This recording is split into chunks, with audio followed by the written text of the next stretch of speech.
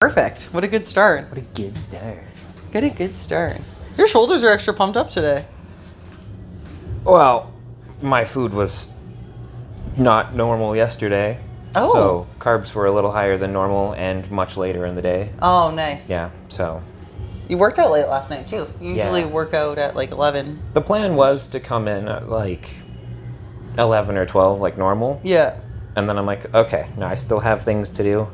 I forgot that some people asked for new programs on different schedules, and then I had a couple new programs for new people that I had to make. Mm-hmm. And then I had to do some learning to make a rehab and peaking program for somebody. And that ended up taking like 8 hours. Right. Altogether. So I kept pushing it off. I'd be like, all right, I can go at 2. I can go at 3. 3:30 is the latest I could get this in. And then I'm like, it's not going to happen. It's not going to happen. It's not. So I just had to push the training later. And now I'm really tired. Yeah. No shit.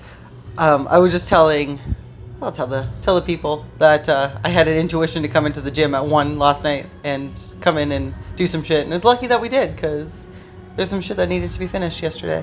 So maybe I won't say exactly what it is, but... Just in case it happens again. Yeah, exactly. But it was smart that I did come in at 1 in the morning this morning. Like, now I know how to get yeah, in. exactly. Yeah, exactly. Tunnel in through the gym. Just break through the wall in the shoppers. That's how we do it.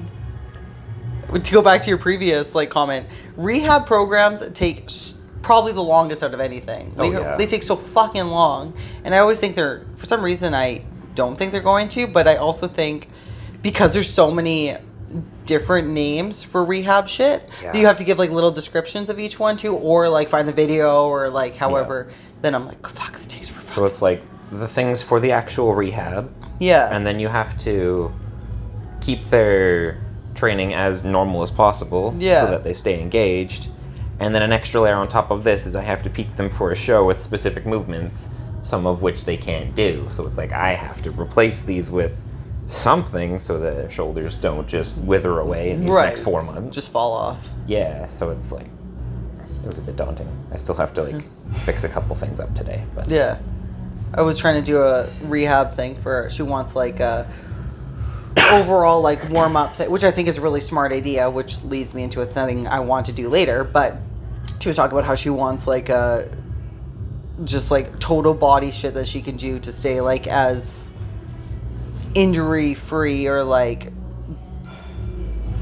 move as properly as she can. And I think it's a really good idea, but it was taking me for so long that it's okay, well, also, it's also finding that right balance of making sure that people are also going to do it, right? Yeah. I'm this, warm up, quotations, warm up is going to take you 45 minutes. People will be fucking, fuck you. Bye. I was told to do 20 minutes of biking one time. That felt like forever. Yeah, exactly. Yeah, exactly. Which will be cool to lead into our conversation today about programming, which was what I wanted to talk about today. We had a cool conversation last week about your journey thing to strongman, and that did not... No. It did not record. So for the 5 people that saw it before I pulled it back down, there's no audio. There's no audio. There's no audio. So I'm deciding if I'm just going to delete it and this will be number 8. Yeah. Or if I'll keep it as 9 and make everyone really confused as to why there's no 8. Graham fucking said, because there's no audio of me talking, that it was his favorite podcast episode. He got you. Mm-hmm. You get roasted. Roasted. I was fair enough. If anyone wants to just sit here and stare at Jared and I for an hour. Watch our absolutely wild hand animations with no context. It is mildly entertaining to just watch things like that. Yeah, for you sure. Just wonder what they're talking about. We're those what's fucking going on people here? at concerts that do the hand signals for people can't hear the songs. Yeah, the sign-in. Yeah. That's just people can figure it out what we're saying. Some of them go so hard though. Oh yeah, it's actually really cool to see. It's awesome. They're at a rap concert is fucking sweet. Yeah. Or I saw one time at an EDM concert, which I thought was funny, because then it's how do you do do you do the beat where it's EDM doesn't usually have lyrics, right? No, not usually. It has it's every just the 3 words that are in it. Yeah, totally. Yeah, where it's I could be higher, and then they repeat that a couple more times, but I guess just cashing in, standing there for an hour and a half. Yeah. Yeah, it's pretty 3 hand gestures, $1,000 later. Yeah, no shit. But I enjoyed our conversation last week, so we just got to hang out and rant for pretty much about an hour. We did some good ranting on that one too, which I thought, but oh well. There will always be things to rant about. But if people want to watch or ask for your water cut, they still can do that. And then there was always the videos that they can figure out themselves. Yeah, like all my comp videos are up. I'm gonna start doing little. I haven't decided if I'm gonna do small bite-sized reviews of like every comp video I've ever done. Where it's like, this is where I fucked it up, and this is how I've improved it. And like analyzing your own... Oh, fucking fun. Can't decide if I'm going to do, like, shorts, or if I'll do comp by comp as, like, 10-minute long videos. But that's a plan, so... I like that. I like the... At some point, they'll get to know the context of the silent podcast. Put it all together. Yeah. It's just a puzzle you got to figure out. But yeah, they can always check that out and watch your lifts and all that stuff that they did before anyways. I like the review of your stuff. That's a cool idea. Yeah. I can fuck with that. That's fun. So my topic I want to talk about today was programming, which I think is a fun conversation. So you want to go first? Talk about what because I think you and I program a little differently in the sense that like I like more small group. Yeah. And I would say you're more like online one-on-one. Yeah. Yeah. I don't have anything wrong with small group. Mm-hmm. I've just done enough of that, and that's not what I want to focus on. Totally. Yeah. Right? It's kind of hard to just generalize Gen Pop coaching. Yeah. But for strongman coaching, there's definitely philosophies that we follow. I go with me and Kyle from Ronin. We use a lot of European methods, so like Bulgarian style training, and bits and pieces from Conjugate, which was stolen from European style training and all that fun stuff. Yeah. That's kind of our main focus. So a lot of it tends to be heavier, lower reps, higher sets, building up the capacity that way. Recently, just because we have a lot of athletes going to nationals and Arnold's, we've been focusing a lot on athletics and speed, because at those levels, that's what really wins you a show. Everybody's going to be strong. Yeah. There's not really going to be that many people that fail things at that point. There still will be, of course, but speed's what's going to win it for you. So we've been putting a lot of effort into athletics and speed and explosive and plyometrics. But in general, if you look into the European styles of training, that tends to be the philosophies that we stick more towards. We just swap barbells for all of our dumb strongman implements. Right, yeah. The weird thing that you guys can come up with that day. And I think to go to your previous point of like with talking about speed, I think there's so much of like teaching people how to stay tight and be explosive, because so many people want to move like wet noodles. I personally have struggled with that for a while. Yeah. Not being a wet noodle, but more like an uncooked spaghetti. Yeah. Where I just go to try to move and it just doesn't work. And it just doesn't go. Break. Yeah, exactly. Right. So you're just like snapping like penny under your hand. Yeah, totally. Yeah. And I think that's a really hard thing that's why the best of the best are so good at that, right? When you can see when a lifter is trying to be explosive, you can see everything kind of fire at the same time. Teaching people to be, okay, you want to be this amount of speed, but you don't want to just like get fast. You need to be able to like, if it's weight, you have to be able to absorb weight. You have to be able to like absorb the weight to produce the force, and not just be like you said, like broken spaghetti. And that was a hard thing for me to learn too, of like being able to absorb weight and then produce force. Because I'm just so like, I was kind of like I'm not very tall. Yeah. But I'm like a gangly lifter. Did you struggle with leg drive on bench press? I still struggle with leg drive on bench press. That checks out. I have a hard time of like getting my body to work as a unit. Yeah. It's everything. I can fuck with isolation stuff. I know how to fire, like I know how to target a muscle. Okay, quad extension. I know how to fucking flex a quad extension. Yeah. Those kind of things. I know how to isolate a bicep, those different stuff like that. But to get my body to work as a unit is very challenging for me. I'm not very like naturally athletic too, so it's hard to just like get that going. And it starts to like move in sections, like especially with, I know how to teach leg drive on a bench press. I know what it looks like to not have leg drive in a bench press, and I have a hard time implementing that together for me. Yeah. It took me a long time to learn that one as well. Yeah, it's hard. It's hard to get that right timing. And I've noticed like, and it's, I'm obviously not singling anyone out specifically, but it's hard, or like people time it wrong. They'll try to like bridge it up to make a decline bench press, and that's where they're in this to that. And their shoulders are way below their hips, right? Because they're trying to get, in their head, they either think leg drive or they're trying to make it easier of turning it into that decline bench, and then their ass is way off the bench, and you can like fucking seal slide underneath it. So, but yeah, that's a hard thing to kind of get for. I'm gonna base a lot of my answers on Gen Pop. Yeah. Because I train mostly Gen Pop. Training Gen Pop, I love it. I do. This is not me saying I don't love it. Training Gen Pop is harder than training professional athletes, for sure. And people might not understand why. And it's because you kind of have to create that motivation for them. Yeah. Whereas high level athletes already have that. They have that like internal drive of, you don't need to force me to be here because I want to be here. I will throw an in-between in there though. Okay.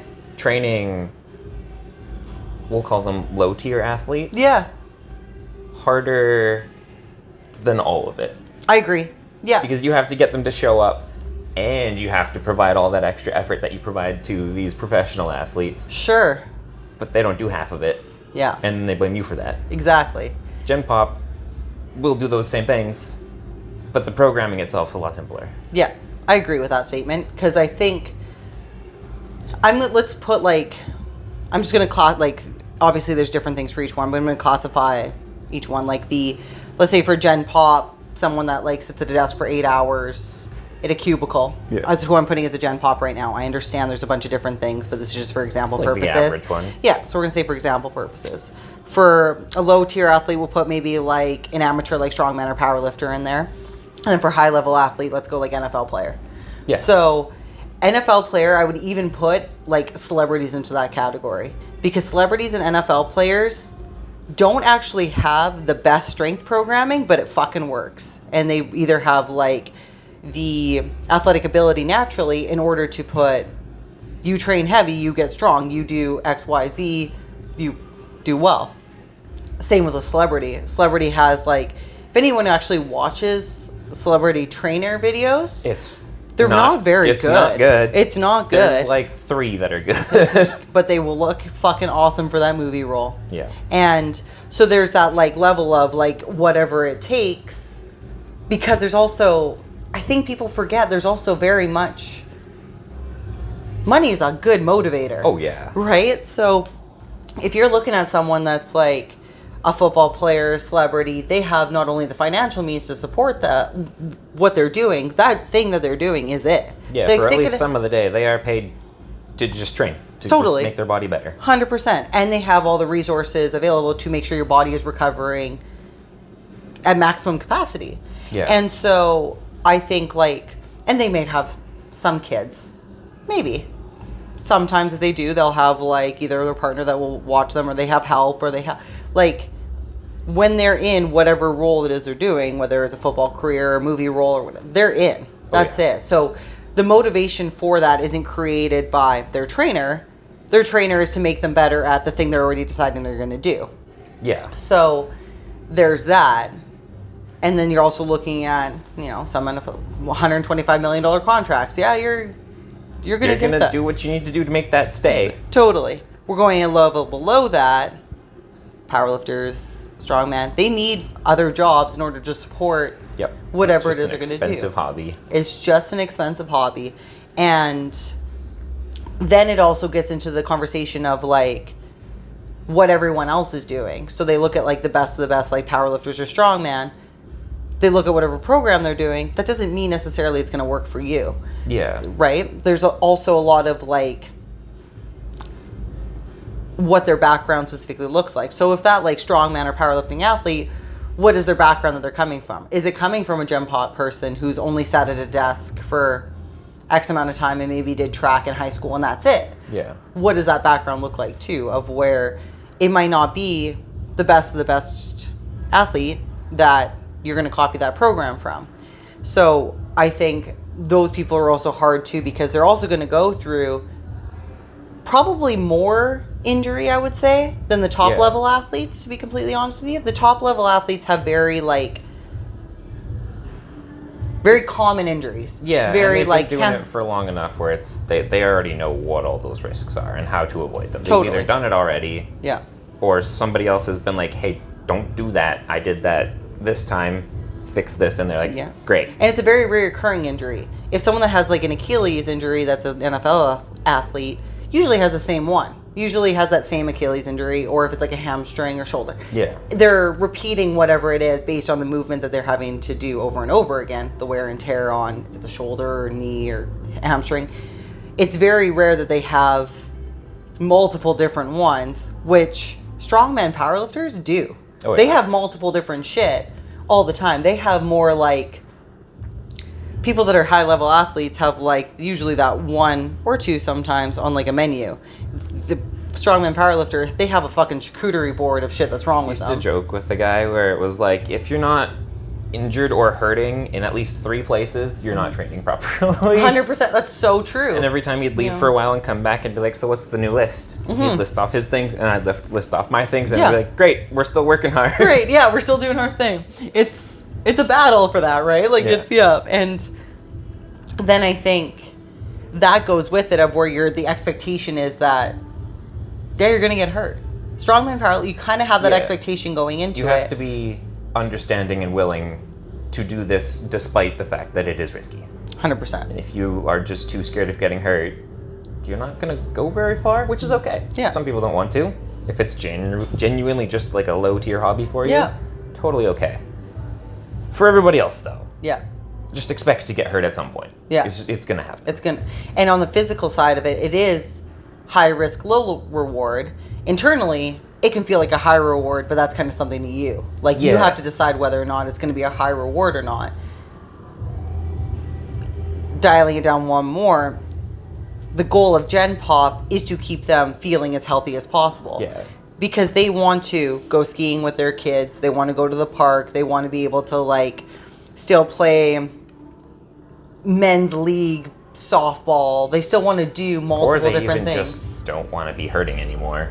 100%. So I think that's one of those things too, of where the different levels of it, I would agree that it would go middle tier athlete, low tier athlete, whatever you want to classify that, for hard, then high level, then, or sorry, Gen Pop, then high level athlete. Because like I said, really with that high level athlete too,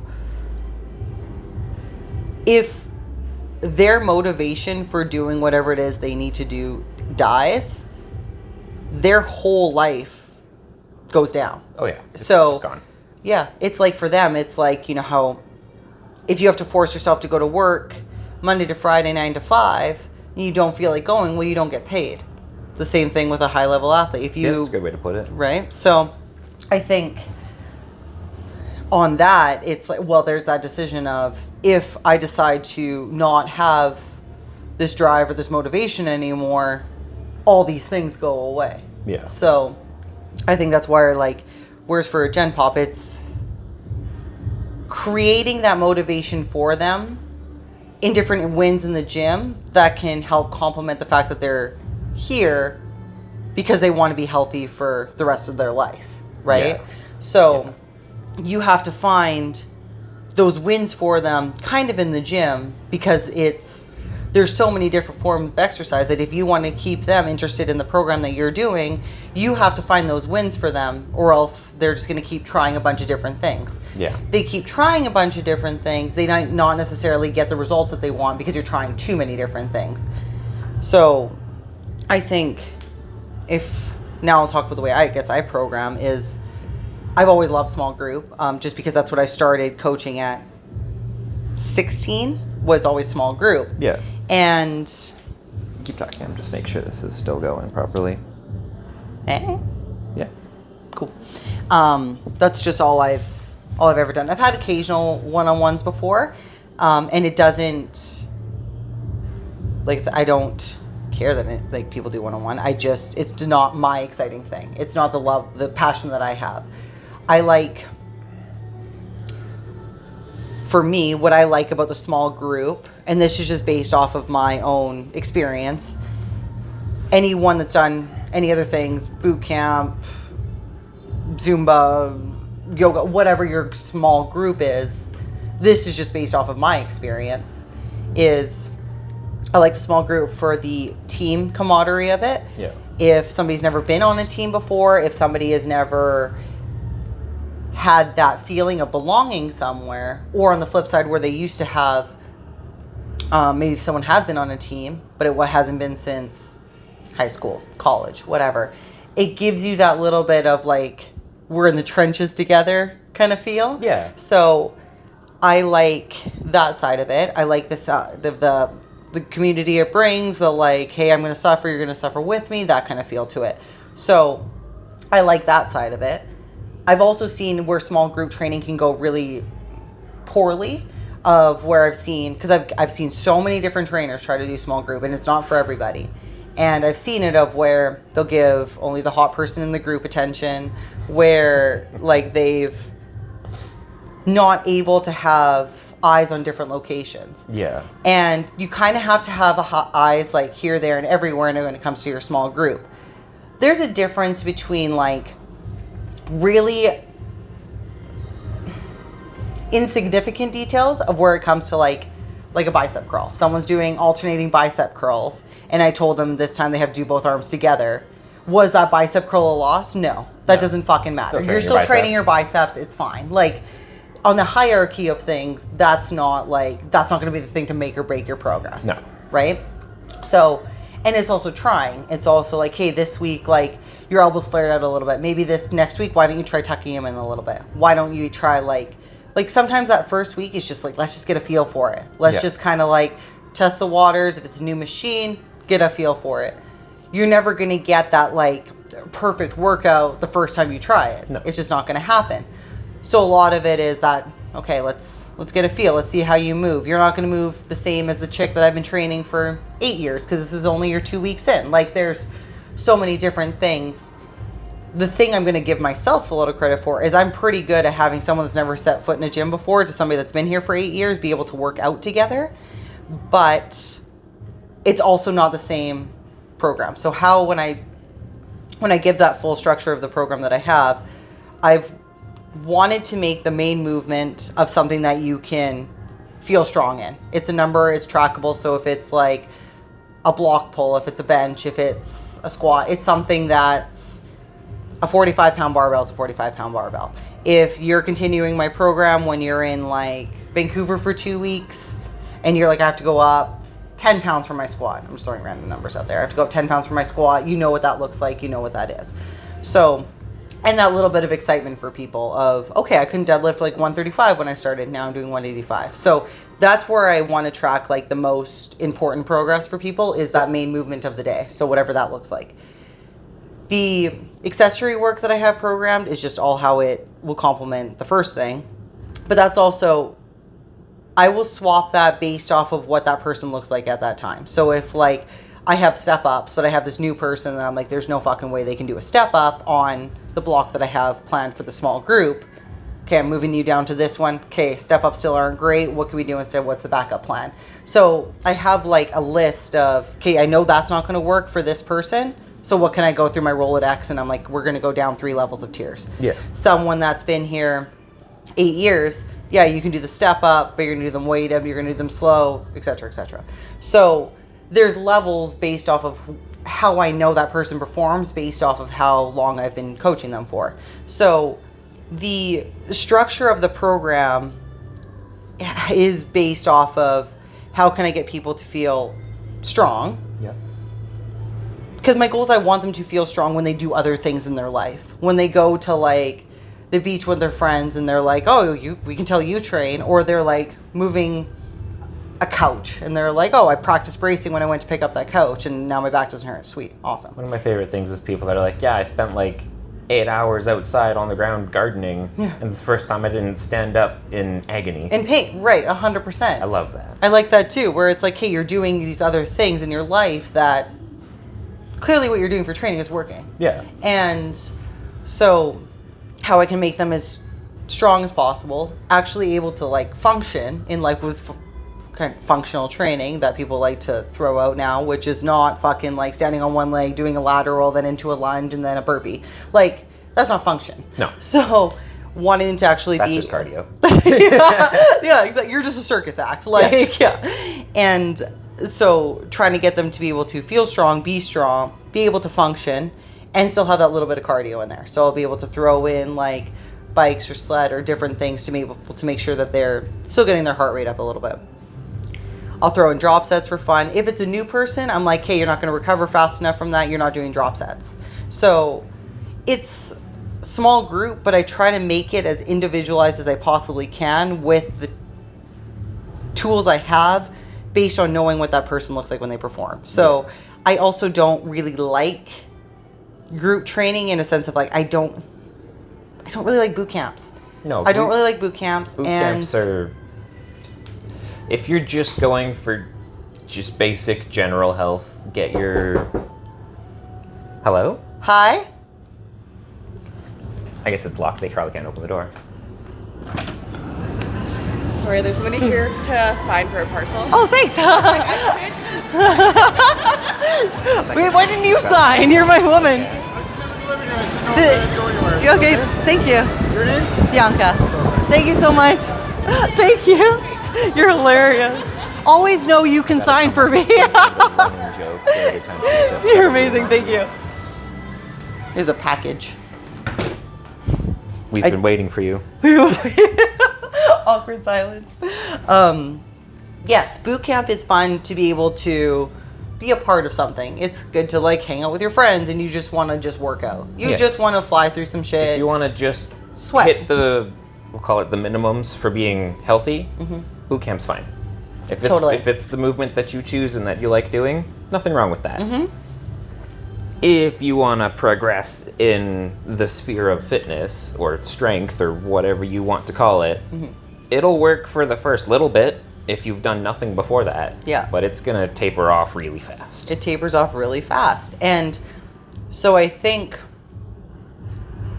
I've found levels up from that. I found like that ability to not make it a boot camp setup with being able to train multiple people at the same time. Yeah. And I've also,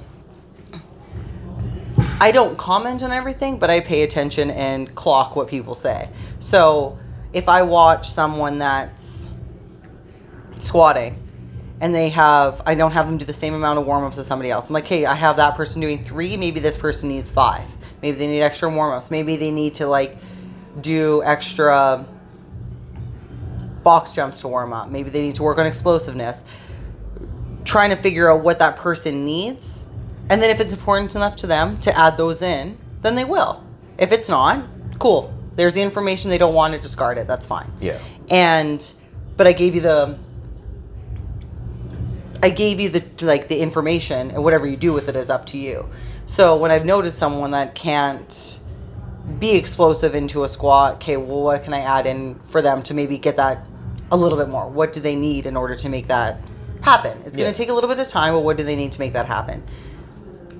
The thing I'll also pay attention to is how people feel. So whether they complain to me or not is one thing, but there will always be at least a couple people that will say things in passing of, I'm going to throw one out there like that I did for changing a programming 2 weeks ago, is like I heard someone complaining about their elbow.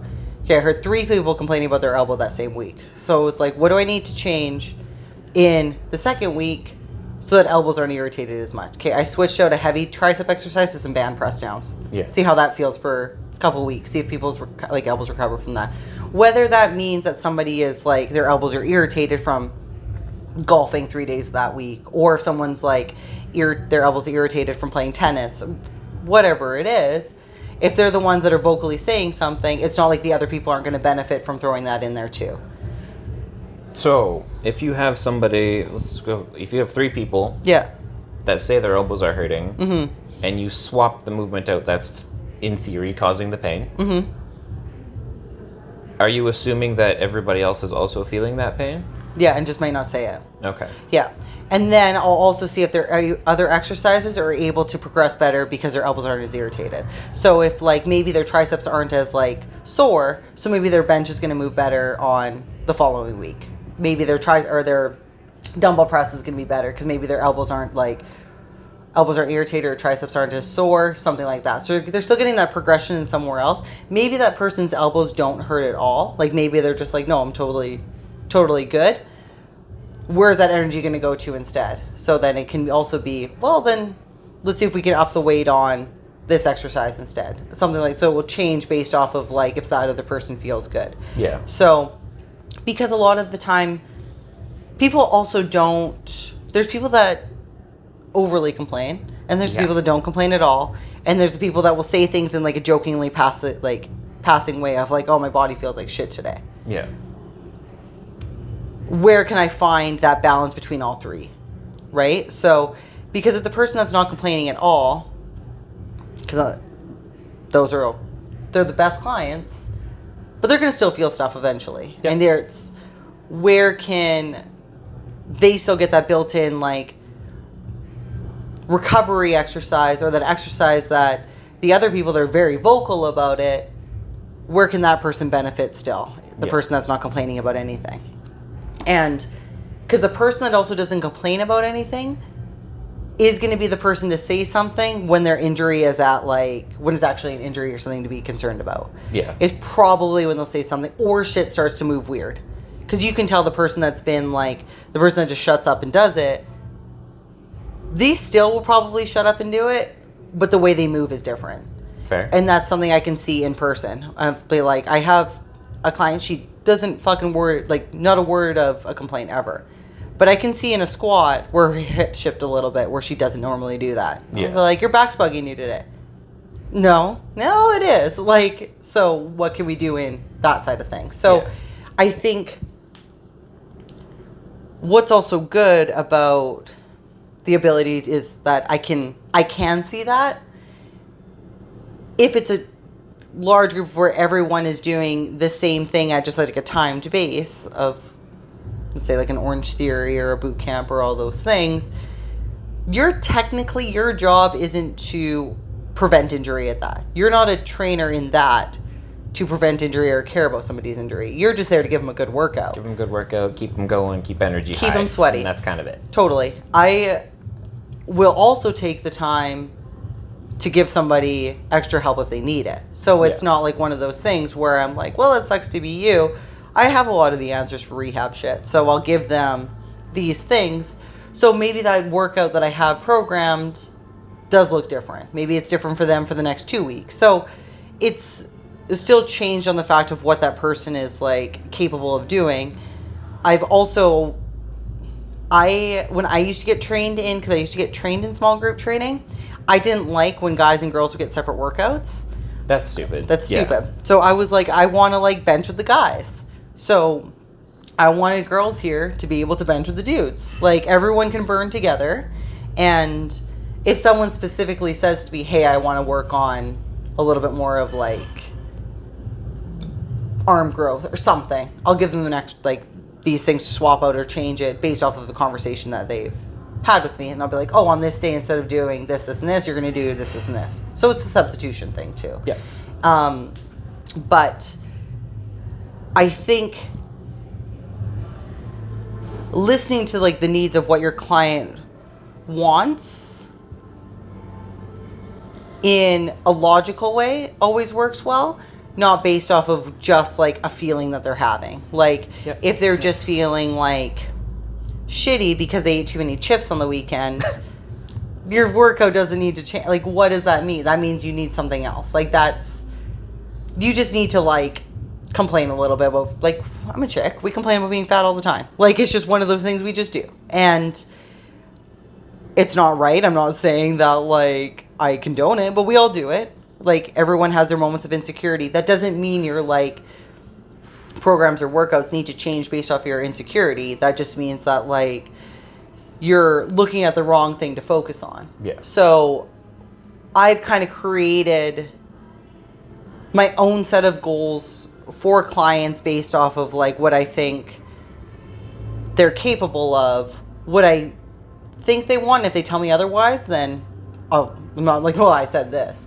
I'll listen to whatever it is they've said, but just making them also understand that, because a lot of the time people have come into me with their set of goals. They'll start training and be like, oh, I don't want that. I actually want to feel strong. I don't want to be 30 pounds less. I want to be 10 pounds less, but I want all my lifts to go up. Yeah. So something like that too, of where the stronger you feel in the gym, your goals that you initially come in with can also be altered too. Yeah. And that's just like off of the side, like a Gen Pop thing. And I think I've, with the, I mean, I think I do okay for client wise. And I think I've had a good response to how I program. And then if people that decide they want to do a powerlifting meet, then I change their workouts based on that. Yeah. So that's a little bit more dialed in. Your focus gets a little bit more narrowed. I still want to make training fun for you, but for this amount of time, you have to be more narrowed in. Like, you have to be more focused and dialed in for it. And I think that's also the thing that I've tried to figure out with the programming side of it too, is how can I also make this fun for people? How can I make this something that they actually want to continue doing? And it's trying to find that right balance of, okay, here's how we can strength progress where things get a little bit boring, but also here's the fun side of it. And just trying to find where those two can meet in the middle. This is where I ran into issues with group training. Mm-hmm. Is I get too many people of very different personalities, and they all find different aspects of the program fun versus not fun. Yeah. And then also, once you fix a couple people, 2-3 people's knees and back injuries, they start bringing their friends in with knees and back injuries, and you just end up with a whole bunch of different people with slightly different injuries. Yeah. And now I have one program, and I'm trying to, on the fly every day, adapt it to like 12 different people. Right. And it just isn't stable enough for me. Right. Because I have to swap this, and this for that guy, and then something completely different for the next guy, and something completely different for the next guy. Yeah. And so even though they're all off of the same base program, I've had to come up with 12 different programs in an hour to fix all these different problems. Yeah. And it just, at some point, becomes either too overwhelming, or some people just aren't getting what they need anymore. Because as soon as, like, let's just say one guy A's knees are fixed, right? No more pain, no problem. The people that are still in pain are going to need more attention still. So then he still gets some modifications, but it's not the same as when he was hurt. So now he's going to feel slightly left out or not looked after the same way. And I just ended up running into this problem where I couldn't maintain everything for everyone. So switching from small group training to time blocks where everyone has their own program anyway keeps everybody with that same level of attention and individuality, and working on what they want to versus not want to, and also the ability to just say, hey, I've randomly decided to join this sport. What can we add to this? And I can just flip it. Right. Super easy. It's not an issue anymore. That becomes the back end work instead of the active work. So then while I'm here, instead of brain power going towards how can I modify this thing that I made a week ago, it goes to just coaching, critiquing, cueing, making sure that they're actually putting effort into it. For sure. Yeah, that's a fair thing to feel. Like, I would be lying to you if I didn't tell you it gets tiring. Like, it gets very exhausting, for sure. It's mentally very taxing. Like, sometimes I think that's where, like, it does gas me a little bit for sure, because I have the same issue of where like you kind of want to make everybody happy a little bit. And I think it's now gotten to a point too where I've like tried to get like the newer people to understand that like this isn't, you're not going to get just all the corrections by yourself. Like there's other people here too. Yeah. The good thing that people are good at here is they are good at helping each other. So someone that's been here for 5 years is really good at helping the next person, because I still want to educate them. Yeah. I think there's also been a lot of trainers that kind of leave the educational part out of other people. Well, if you don't educate them, they're stuck with you forever. Exactly. Right? They'll pay you $100 an hour or whatever, right? Yeah. And so I think I've tried to do a good job of educating the clients that have been here over 2 years, and they're good at helping the newer people out. I have had to run into the thing too of where I'm like, okay, I want to help you, but now you're asking me to be a physiotherapist too much. Yeah. And I have really like, it's nice when I get a lot of referrals from physiotherapists to come see me, which is really awesome. But when you're at the point now where I'm like, now you're asking me for a full like rehab program, that's not within, but the budget that you're paying me right now. Or like even necessarily within your scope. Yeah, totally. Like, especially if they're like, I'm here for your group classes. Mm-hmm. That's not in the budget, and that's not what they're paying you to do. That's not what they're paying. No, totally. Can I put together a rehab for sure I could. I can definitely do a rehab program for you, but that's not what this is. And I think it's also like, if that's something that you want to book with me, or if that's something you got from somebody else, bring that here, do it yourself, and then if you need a little bit of correction on it, I can help you with that. Like if you have pull-aparts in your rehab program, you don't know how to do a pull-apart, I'll help you with that. But there's also 8 other people here that are paying for the same thing as you, and this person just did their whole workout without me helping them at all. Yeah. And that's also not fair. So I think what a good thing is I'm trying to also teach people that right amount of independence of, here's your workout plan, now go do it. And then if there's like, that's what I usually ask at the end of the workout, how to feel, how those things, next day maybe I'll ask them during like their next workout how they feel from yesterday. Okay, I feel sore, I feel whatever, right? And so I think the good part of that is there is that communication aspect of it.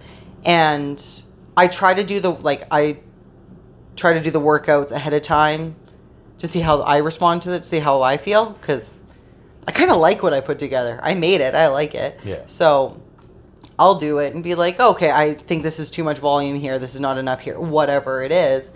Some people can handle more volume than others. Some people can't. I can handle a lot of volume. Maybe not everybody can. Okay, instead of doing 3 sets, maybe you're only a 2-set kind of person. And that's okay. Yep. But I think that's also like getting people to understand, of asking like the right questions of what it is they want out of their training too. And I think the thing that I like is, because I've been doing only this since I was 16, is I've kind of figured out that like sweet spot of what I like about my programming. And it's not me copying somebody else's. So I think that's where it's easy for me to stay motivated by it, because I wrote it. So if it was like me copying somebody, I've taken bits and pieces from other things for sure. Like, you take, like you said earlier, there's some conjugate style stuff. There's some things that you can take from other programs that are successful. But for me, I think what I've liked is that if I were to fully copy somebody else's to a T, like there's templates of stuff that I understand that people like to work off of. Yeah. But if I was like copy and paste something from the internet or AI or whatever, that'd be very hard for me to be motivated by it. Yeah. And so I think I've also found that I like the communication aspect it brings to people together. Like I like when they talk about Like yesterday we got to fuck with the belt squat. So people talking about like how sore they were today to each other, or talking about like the ab wheel. They're like, oh, fuck the ab wheel, right? So I like that it brings that like... Nobody likes the ab wheel. Nobody likes the ab wheel. It kind of reminds me of like when it brings people together in an office of where they're just like, fuck the boss, right? And you're like, yeah, fuck the boss. Yeah, screw this after lunch meeting. Yeah, it feels like that. It feels like for that like... X amount of time you're like, oh, my abs are sore from this, and you're like, yeah, rough, right? And then you're warming up together, and then you get to join a bench press. Yeah. So I think I've also tried to find like a personalized approach of what I could possibly do to group training to make it feel more individualized for people. Because I think a lot of the time people just want to also feel like special of something. So I try to also make it that like that special side of where I'm like, I do give a shit about you. I care about what I'm doing for this program for you, and I want you to feel good about yourself. So I really give a shit about each person. It's also finding that ability to make it personal enough that that special feeling I want them to have doesn't go unnoticed. Cheap enough that they can do it long term. Expensive enough that I'm not like working for free. But also having like the community side of it that you maybe not get somewhere else. Yeah. And whether that means just having one headphone in, maybe that means having two, but maybe that's just being aware of there's other people in here with you for the short amount of time. So just kind of give a shit about each other a little bit. And sometimes for people, this is the only social interaction they get. Yep. Sometimes it's that like, yeah, I didn't get to fucking talk to anybody today, but I get to bench with Jen today. And that's fucking awesome. Because Jen is gonna power with me through this like workout, and I think finding the right personalities for the group is important too, because I've also had to cut people out that have brought group atmospheres down. Yeah.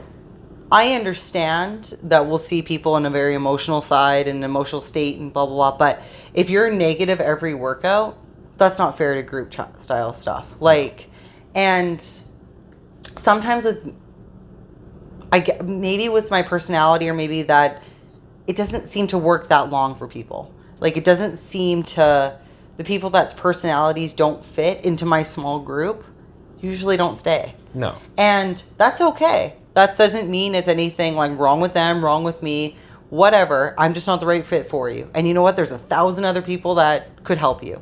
And there's nothing wrong with that. I think like, especially for being another trainer in this industry, if I think you're going to be better, I'm not better than anybody. If I think you're going to be better with somebody else, go with somebody else. Like, I'm too busy worried about what I'm trying to do for the people that care. I don't give a shit what anybody else is doing. I don't fucking care. So if going to another gym is what fits you better, go party. That's great. But what my group needs, your personality isn't meshing with that. And you're going to eventually feel that. And the group is feeling that. But maybe there's somebody that is going to pay. Or maybe you do need a one-on-one. Maybe there's something else. And that's okay. Yeah, that's just not the service that you're providing. That's just not it. And so I think, especially for when there is somebody that doesn't want, they're like, I don't feel like going to the gym today, but they show up because they're excited to see X, Y, and Z in their group that day. That's fun. It's like hanging out with friends, but you're doing something good for your fitness. Yeah. So I think that was a very long response to my programming stuff, but I feel... We might have to call this episode coaching instead of programming. Coaching with Bianca and Jared. And I think just from like, sometimes when you do things so many fucking times, you eventually just feel like, I got this. I really feel like I got this. Like, I feel like I've had... Hit that 10,000 hour master mark? I feel like I did. I feel like I just know what the fuck I'm doing, how to make people get strong, look good, feel good, and be able to function in their life. And people come and go all the time, but I really love when people will say the things that I've done have helped them, or they still remember cues I've given or whatever. It doesn't mean that like maybe at that time I just wasn't the right fit for them as a coach. Maybe that means that like they needed someone else. Maybe that like people date different people all the time. They're just trying to look for the right thing that fits. And I think so many times coaches will be like shit talking the other coach to make themselves feel better or seem better or like reassure themselves why they didn't get chosen. Especially in the online space for just online coaches. Yeah. It's a lot of saying you're the best, putting yourself on a pedestal, and then talking down to every other coach. Yeah. And at least in 2025, that has not been the successful strategy. No. Before that, it was always like, yeah, how can you sell people with negativity? Because that's what hooks attention. You tell them that they're shit at this, or like you sell them the solution to a nightmare that you just vividly described. Or, right. Like shit talking this, that, and the other. That's just not it anymore. No. People don't want that. It's been around for long enough. It hasn't worked. It doesn't stay long term. They want things to be good. They want things to be positive and happy. Yeah.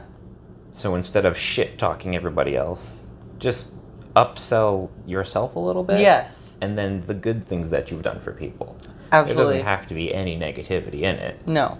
Right? I agree with that 100%. I think it's like I think you just nailed that. Like, I think that was such a good way to describe it, because it's eventually people see through the fact of like, are you just shit talking everybody else because you don't know that much?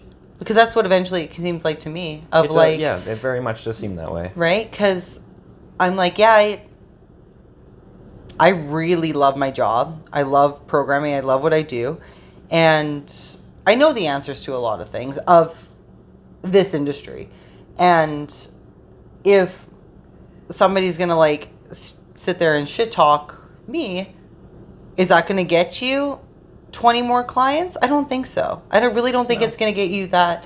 It might get people to listen to you and make fun of me for maybe 5 minutes. But is it really going to help your business? Probably not. No, maybe in the short term. Yeah. But if you're trying to build something to change your own life as well as everybody else's, you kind of got to find that middle ground. Totally. I also feel like when I feel my most, if we're going to call that an insecurity, because that's what I believe it is, of the shit talking of other people, shit talking of other coaches, whatever, if that's an insecurity of yours, I usually feel like that's when I need more education. Yeah. So I'm like, if you're going to put your energy into shit talking another coach in that field, maybe that just means you need to read a book. Maybe that means you need to like brush up on some stuff. Maybe that even means that you secretly want to learn something from that coach. Yeah. Like, and I've trained a lot of trainers in this industry, and I like a lot of them. And I've wanted to help them all just as equally as I have a Gen Pop person.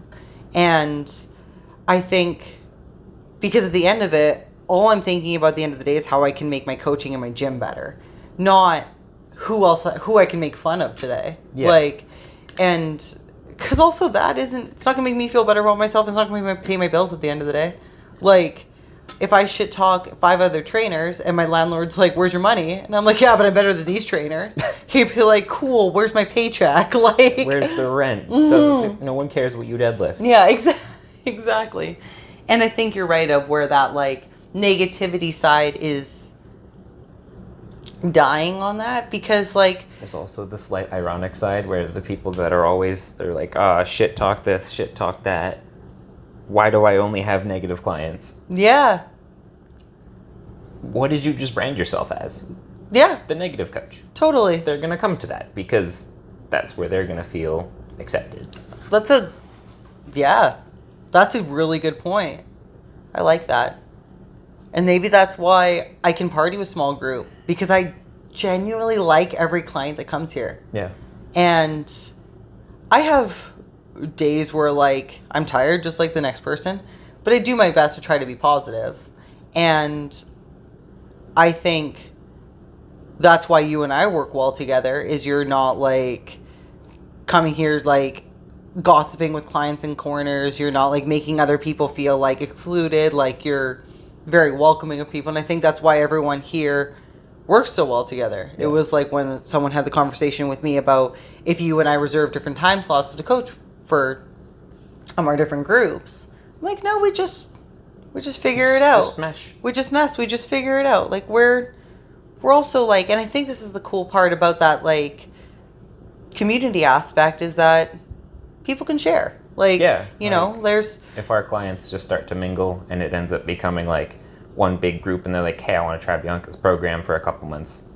Cool. It's fine. It's right there. It's fine. It's right there. And that's totally fine. It's, you know, there's a couple people that I think... but maybe let her know first. Yeah, exactly. Right. Maybe jump in. But, like, I think there's also, like, having the strongman community here, I've really loved, too, because it's brought, like, different...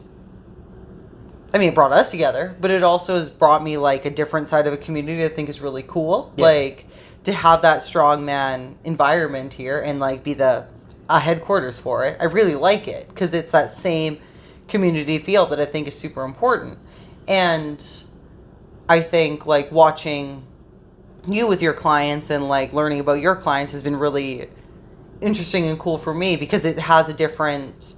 It's the same, but different, which I think is really nice. And I think that's where, like, you know, I like when my clients can watch your clients and they're like, holy shit, that's super impressive of them doing a yoke or like a log press. And they're like, oh, what's that? Like, it's showing people that there's this other side of things and you can cheer for this person too. Like, maybe they don't want to do a strongman. Maybe they do eventually. Maybe it's all like new to them. They've never seen it before. Goes the other way too.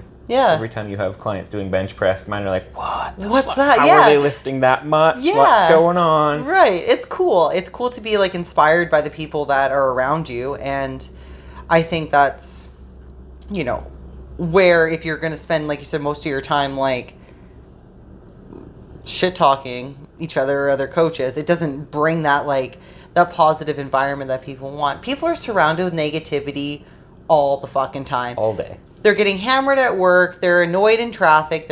And so if you can be that, like, relaxing space for somebody for an hour, that's great. Yeah, they're not going to ever give that up. No, exactly. Because they're like, I cannot. The amount of people that have said, like, traffic is shitty, and they're like, but I cannot wait to get to the gym is a lot. So it's cool to be able to have that. And I think that says something about, like, I don't know, the people that we've attracted. Because I think you said something completely, like, awesome about that. Of where, like, if you're negative, you're going to attract negative people. And you're positive people will come in. And I think that's, again, why our programs are successful. Yeah. Because, like, the program works if you believe it works. And if you're positive and excited to be at the gym, excited to do your program, excited to work out, yeah, it's going to feel shitty today. Maybe you don't want to every day. But at the end of it, if you feel good about it, fuck yeah, it's going to work. Oh, absolutely. Right? So I think that's a part of, like, where it sells itself, too, is, like, you can see that you give a shit about your clients, which is really cool. I don't need to, like... You don't need to be sitting there and telling me, like, I give a shit about my clients every day. I'm like, no, I can tell. I really, really care about them. I really care. Know? Yeah. Like, you've told me too many times. It's Soul like... stare into the camera. It's like if you told me over and over again that you're funny. And I'm like, well, you never made me laugh, so... But, like, we all know that guy. Yeah, right? Like, stop trying to convince me you're funny and tell me a goddamn joke. Yeah, just actually be funny. Just actually be funny. Try it. Yeah. And they can't. And I'm like, god damn it. But, yeah, I guess this is more than just a programming answer, but... I'm going to, like, throw back several podcast episodes. What do you like most selfishly about your job? Yeah. Your answer was, we get to have those rewards more often. Yeah. Living through other people and ourselves. Yeah. I think my answer might be, I get to turn away people I don't like. Ooh, I like that. Continue. Okay. Like, having other jobs, like, even, like, you go back to, like, trades. Yeah. There's, like, always 4 people you hate. You have to work with them all the time. Fucking hate them. There's customers you just despise, right? Who just want to make your life hell. Yeah. Yeah. Like, throwback to auto tech days, the people that walk into the shop in flip-flops and then hover. Oh, and you're my like, God. Why hasn't anybody kicked you out? You're not even supposed to be here. Oh, that's such a... Where they're like, yeah, but the customer's always right. And I'm like, the customer's always a pain in my ass and wrong. No, that's only half the quote, actually. Yeah. You're dumb. Yeah. But having the freedom now to just be like, we don't get along. Yeah. And I don't agree with your views or your ideals, and it's just not going to work. I'm sure I could give you a program to help you, but I don't want to see you every day. Yeah. so I'm sorry, talk to this other person. Yeah. I'm sure you'll get along with them better. Totally. Right? I think that might be my favorite selfish part of it. I love that answer. That is such a good answer. And as a people pleaser, it feels hard to say out loud, but I genuinely believe that is true. I love that answer because I too am a people pleaser, and I've tried to make like exceptions for so many other people based off of me thinking I'm the problem. And because I just want that person to like, I'm like, I love it, maybe they'll love it too. But then I'm like, man, this is... It's like, you suck the life out of me. Yeah. So how about we just go your separate ways?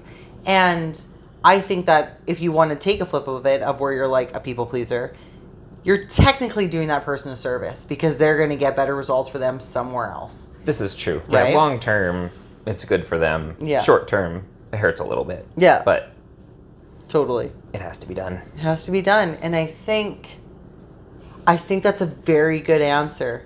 And I think when you're at like those jobs where it's like they almost intentionally want to make you your punching bag because you're an easy target. And you just kind of have to take it, and they just know that. Yeah. Right? And so I think for this, if I am going to take on I would be the same. I would take on every fucking 2 feet in a heartbeat. Like, I would take on every client. And then sometimes I'm like, I feel like I'm giving you like 70% of me, and I don't have enough. Like, yeah. Because it's too hard. It's because it's never enough. It's always taxing, and no matter what you do, it's never enough for them. And it's almost like the inverse of the coaches that only coach the hot people. Yeah, totally.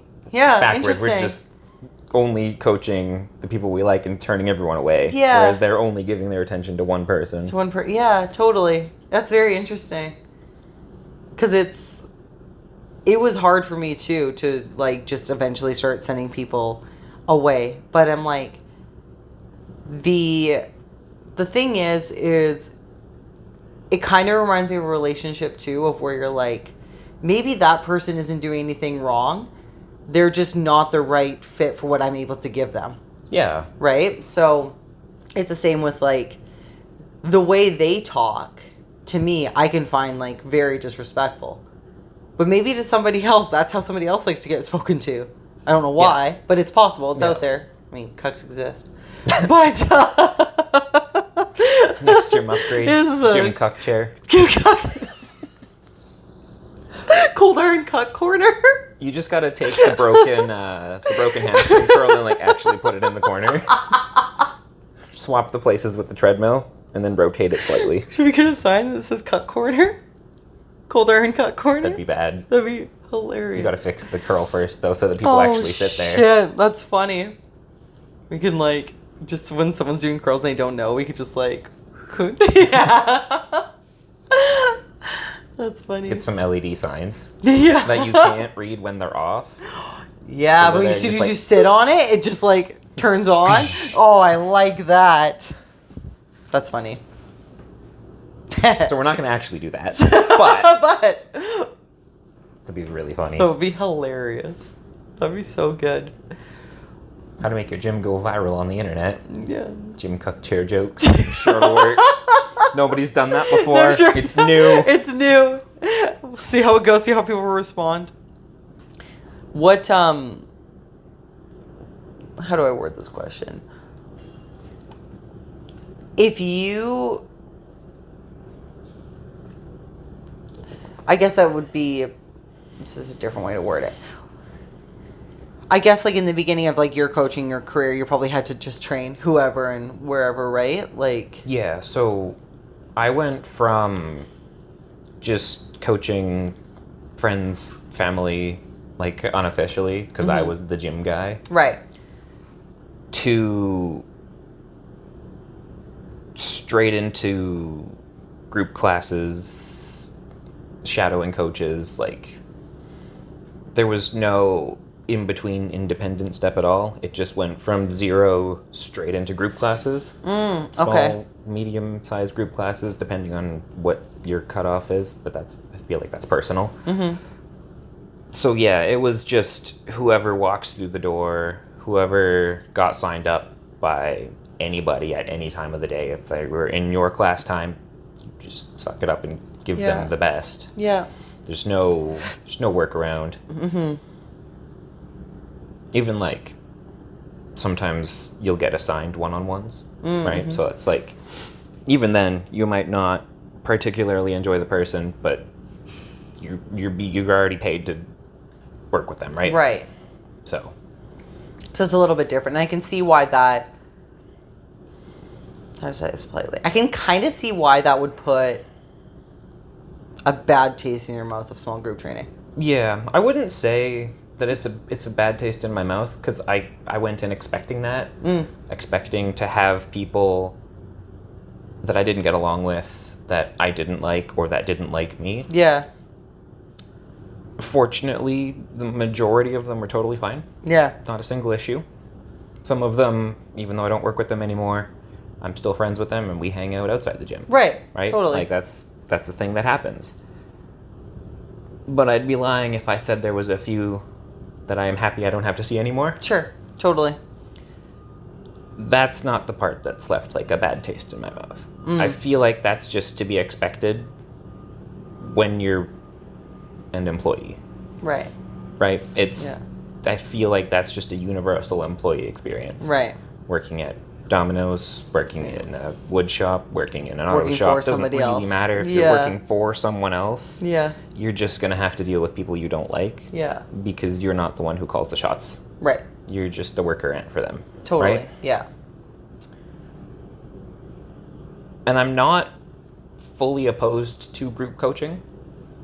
I just feel 3-ish years, maybe a little bit over 3 years, can't quite remember the exact timeline, was enough to decide that that's just not the direction I want to go in right now. Right. I might go back. Yeah. Like, sure. I might switch over and do group training fucking 10 years from now. Who knows? Right. Totally. But for right now, for the goals that I have and the type of people that I want to train, it just doesn't work. Right. Totally.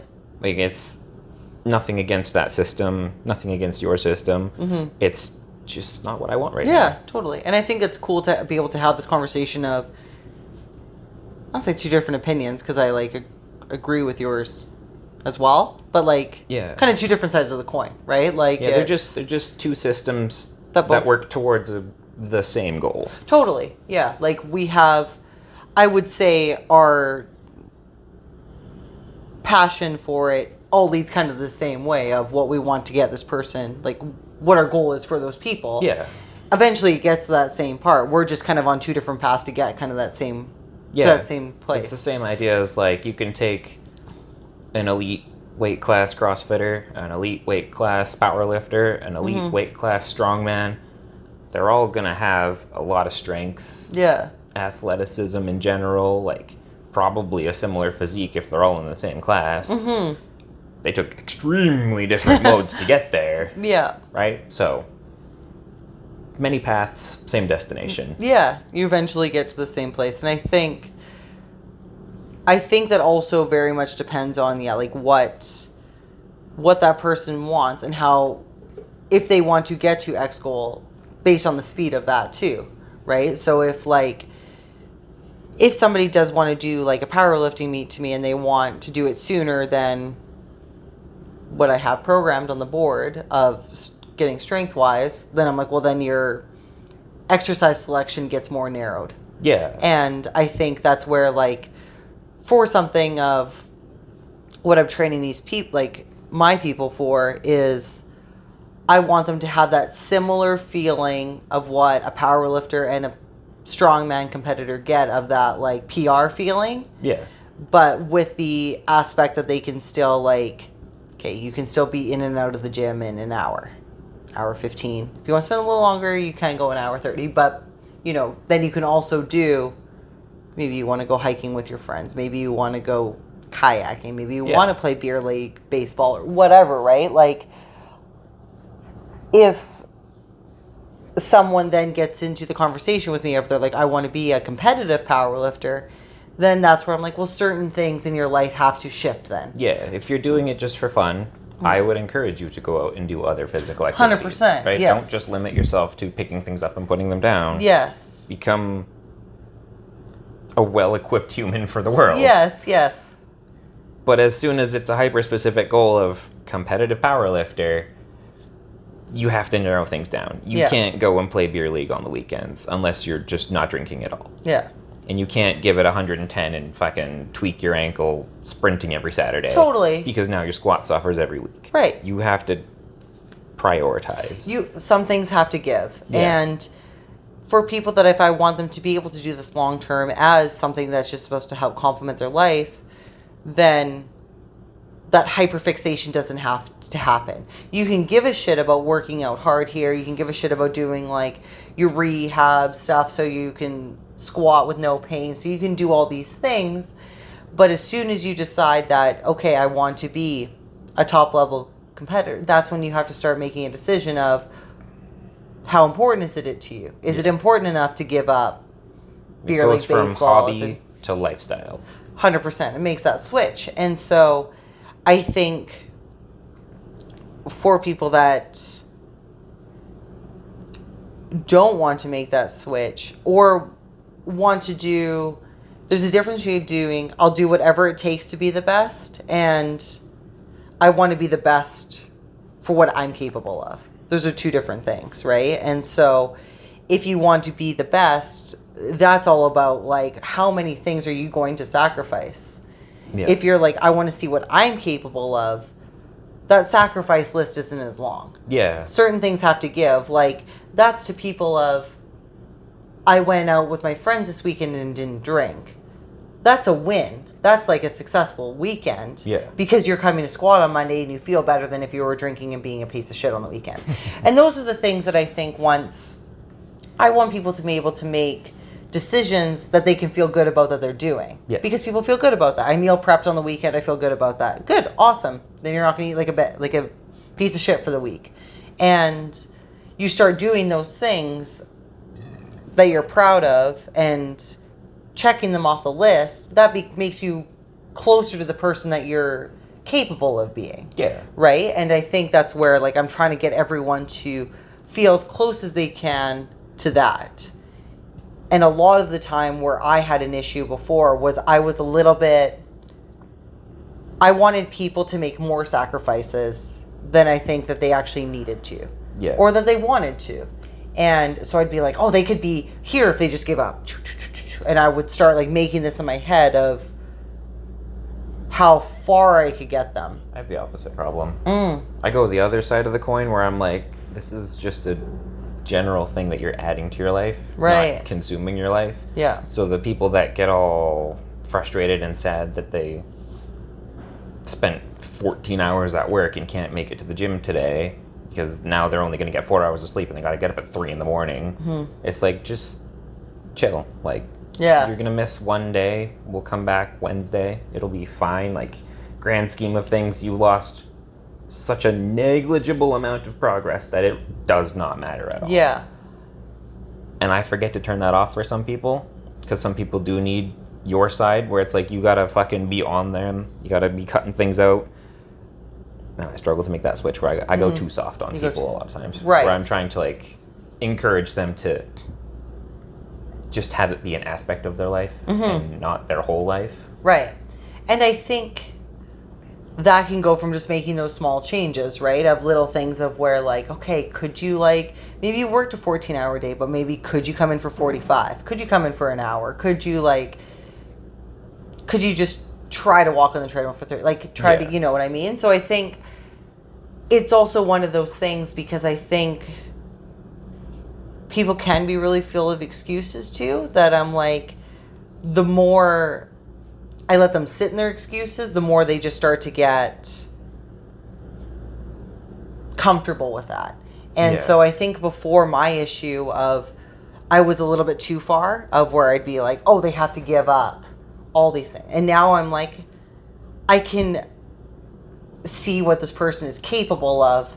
So I want to have that conversation with them of like, well, you don't have to drink with your friends on the weekend just because they are. Yeah. Like, you know, come in and feel good on Monday when you squat. Yeah, mocktails are a thing. Mocktails are a thing. And like, I think different people respond really good to different like challenges like that, but it's finding the right challenge for that right person. Because I'm like, there's a couple clients that I know that won't ever give up alcohol. Okay, well, I don't have to tell you to give up alcohol. Maybe you could give up, like, what if you tried like half the amount on the weekend?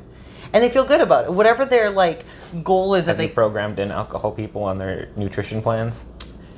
Have I?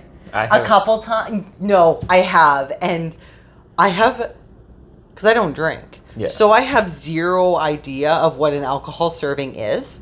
So like, oh no. I'm like, is 8 ounces of tequila too much? Is like 2? Like I have no idea what that is.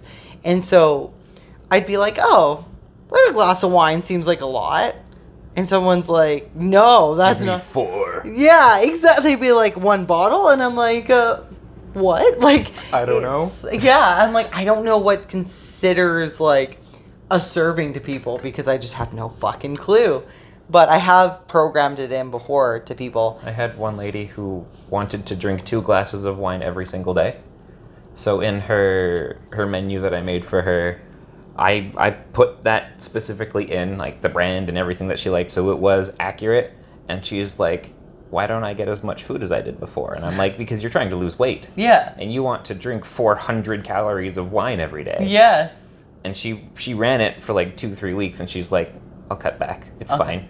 I'm too hungry. It's not worth it. It's not worth it, because I'm like, it's just because it's a liquid doesn't mean it's like free calories. Yeah. Like, and...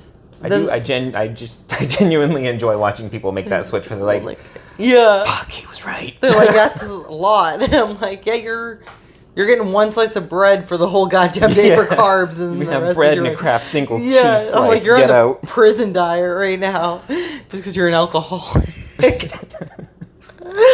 But yeah, I think that was definitely something that I learned of that. The sacrifice thing doesn't need to be as big for people, but they are capable of it. Yeah. And because there's also like, I don't have that tie of where some people have of certain things of what they consider living. So like when somebody's like, oh, I don't want to give up like cake every night because like I want to live a little. I have a different definition of what living a little is. Yeah. So I think that's sometimes hard for me to relate to, of where I'm trying to get an understanding more of each person. And that's where like what I've really wanted to work on in my business is just being more understanding of people in general.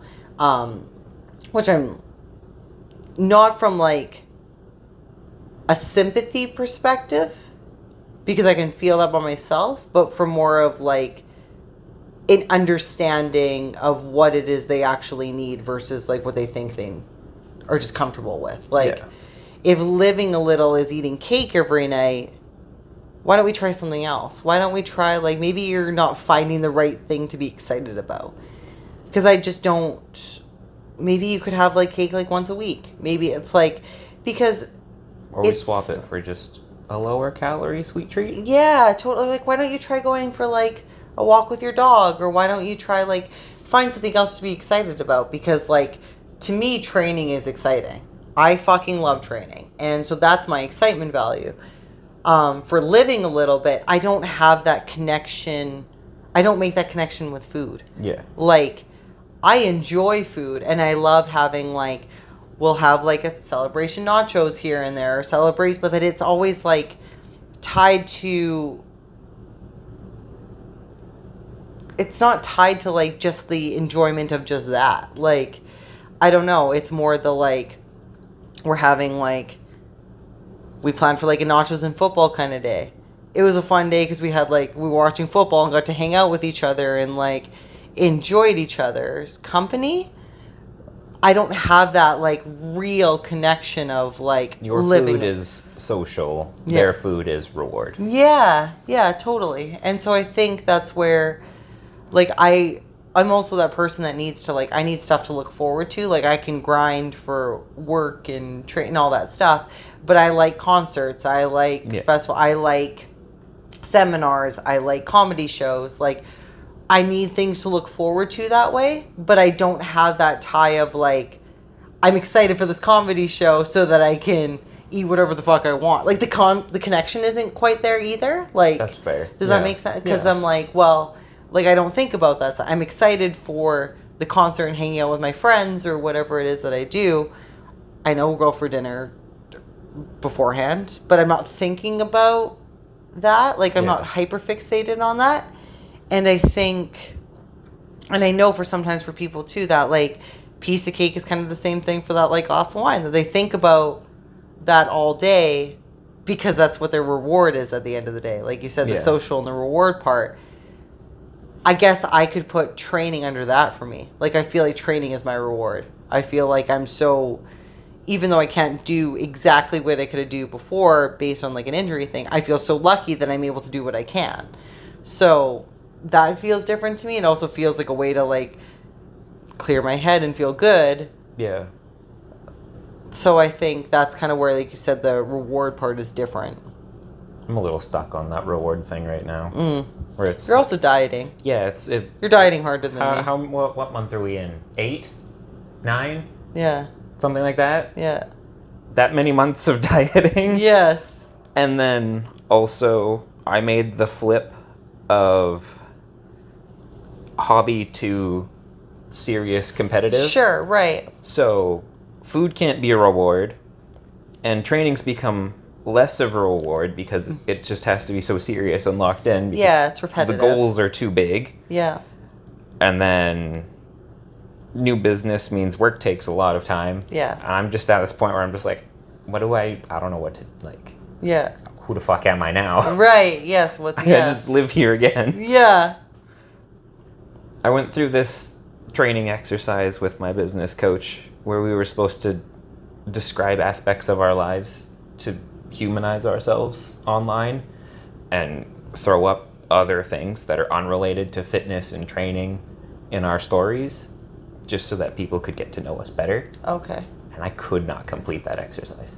I could see that about you. I had no fucking clue. You don't even watch Family Guy. Yeah, they're like, what do you do for fun? And I'm like, I haven't had a break in like 6 months, man. I don't know.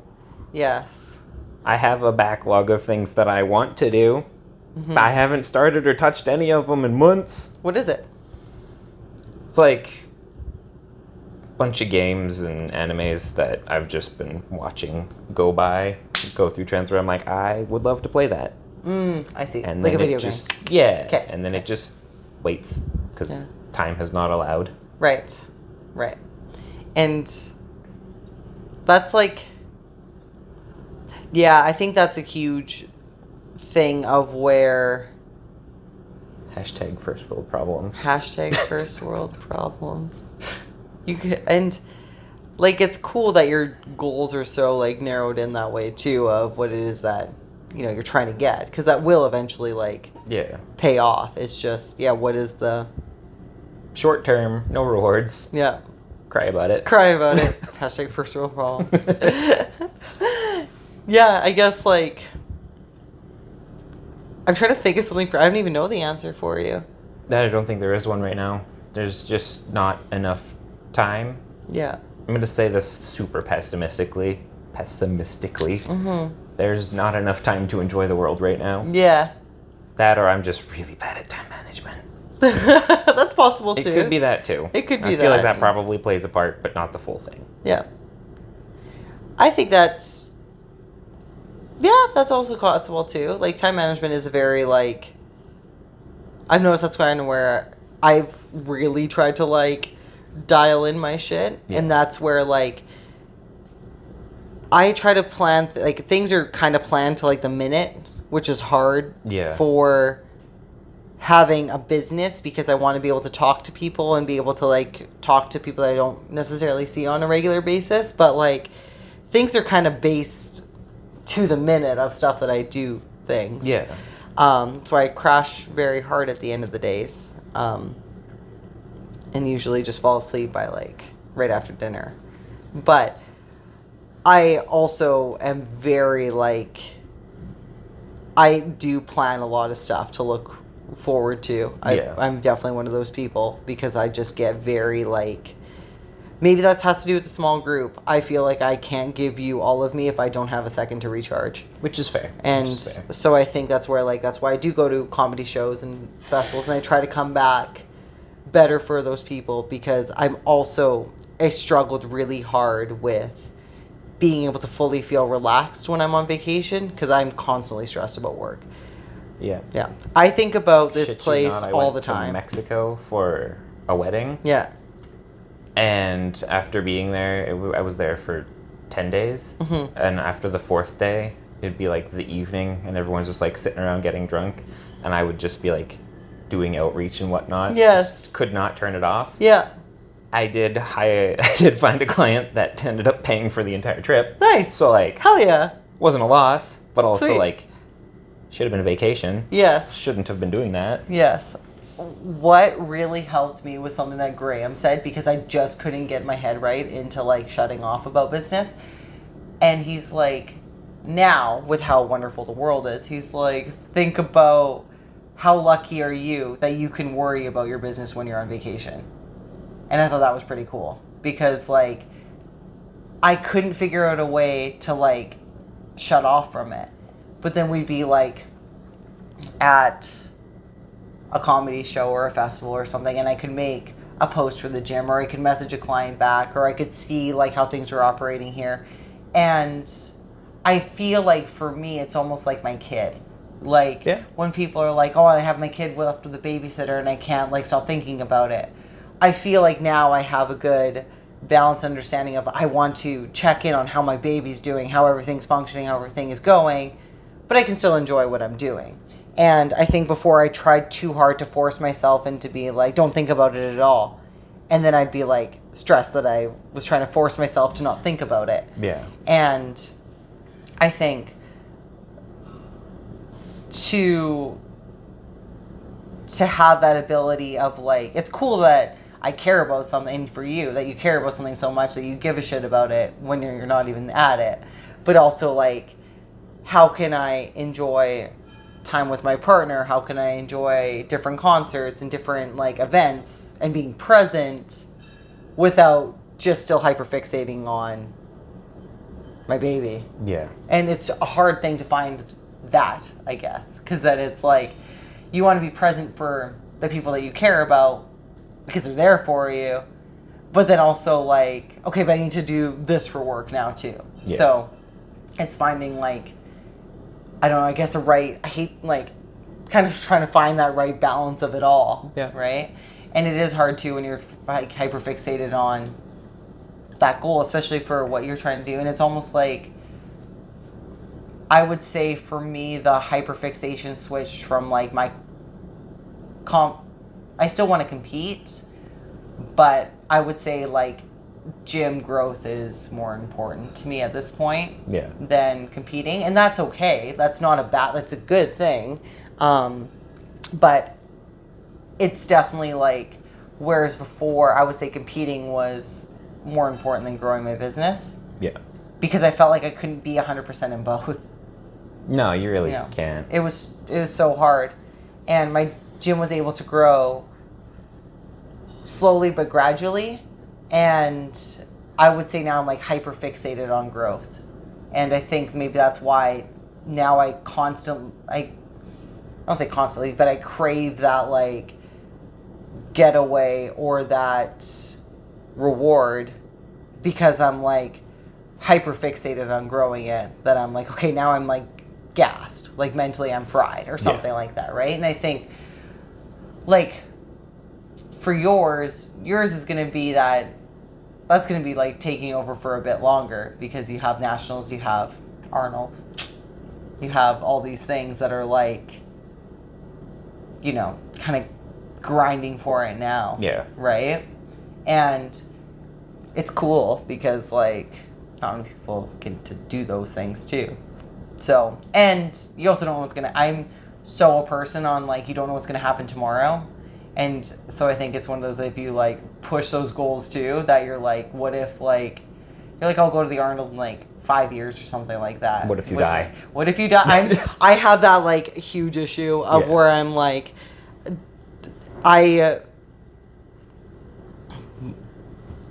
I really like my life, but I really want to enjoy my life. Yeah. And so I think we don't know what's going to like, I don't know what's going to happen. Like, and I think that was one of those things that like, maybe it was COVID that kind of switched that for me of when things we weren't able to do things. Maybe it was that. There was also a client one time that told me that his like mom and dad waited till they retired to start traveling, and one of them got really sick and they weren't able to travel. And so it's one of those things. You can't wait forever because forever doesn't exist. Yeah. How did we get on this topic? What were we talking about? We briefly switched over into nutrition rewards. Right. And I was like, I don't have any of those in general. So what do you find like what are you looking forward to? Like what is it you're like the most excited about right now? Getting first at nationals, fingers crossed. Cool.